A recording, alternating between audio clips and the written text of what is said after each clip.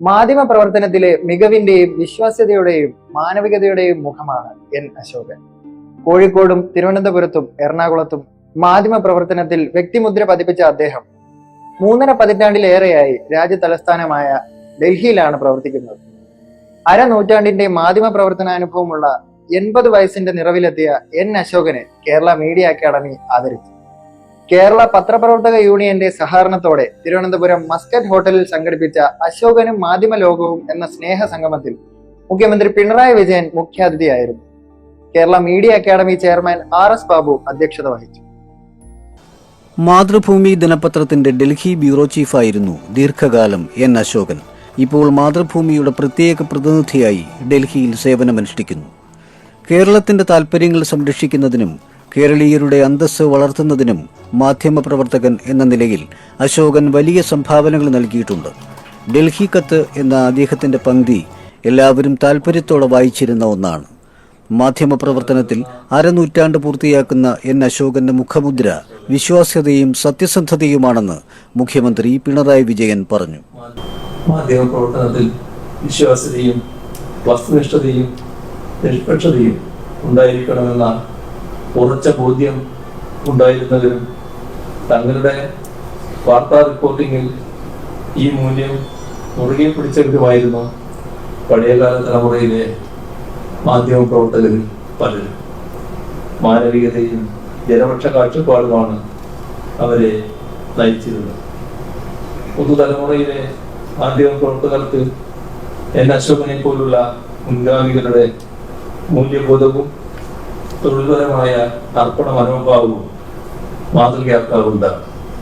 മനസ്സിലും തൂലികയിലും വിദ്വേഷം വമിപ്പിക്കാത്ത മാധ്യമപ്രവർത്തകനാണ് അശോകനെന്ന് Kerala media academy chairman RS Babu അധ്യക്ഷ പ്രസംഗത്തിൽ പറഞ്ഞു.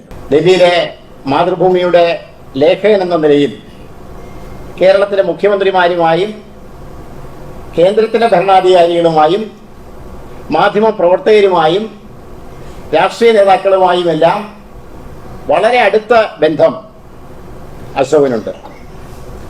അശോകന്റെ ഒരു പ്രധാനപ്പെട്ട ഗുണം തേനിന്റെ മധുരമുള്ള ഒരു സൗഹൃദം കാത്തു സൂക്ഷിക്കുന്നു എന്നുള്ളതാണ്.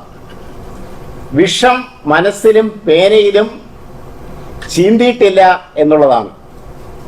മാധ്യമപ്രവർത്തകരായ നമുക്ക് പഠിക്കാനും സ്വീകരിക്കാനും കഴിയുന്ന ഒരു കാര്യമാണ് ഇത് എന്ന് തോന്നുന്നു. ചിരിച്ചുകൊണ്ടിരിക്കുന്നു, പ്രകോപിതനാവുകയില്ല. ഏത് സാഹചര്യത്തിലും പ്രകോപിതനാവാത്ത മാധ്യമപ്രവർത്തകനാണ് എൻ അശോകനെന്ന് Mathrubhumi managing director MV Shreyams Kumar പറഞ്ഞു. സ്വന്തമായ രാഷ്ട്രീയ നിലപാടുകളുള്ളത് സ്വതന്ത്ര മാധ്യമപ്രവർത്തനത്തിന് വിഘാതമാകുന്നില്ല എന്നതിനുള്ള ഏറ്റവും വലിയ ഉദാഹരണമാണ് എൻ അശോകനെന്ന് ജോൺ ബ്രിട്ടാസ് MP പറഞ്ഞു. ഒരു രാഷ്ട്രീയക്കാരനായി നിലകൊള്ളുന്നത് സ്വതന്ത്ര മാധ്യമ പ്രവർത്തനത്തിന് ഒരു തരത്തിലും വിഘാതമല്ല എന്ന്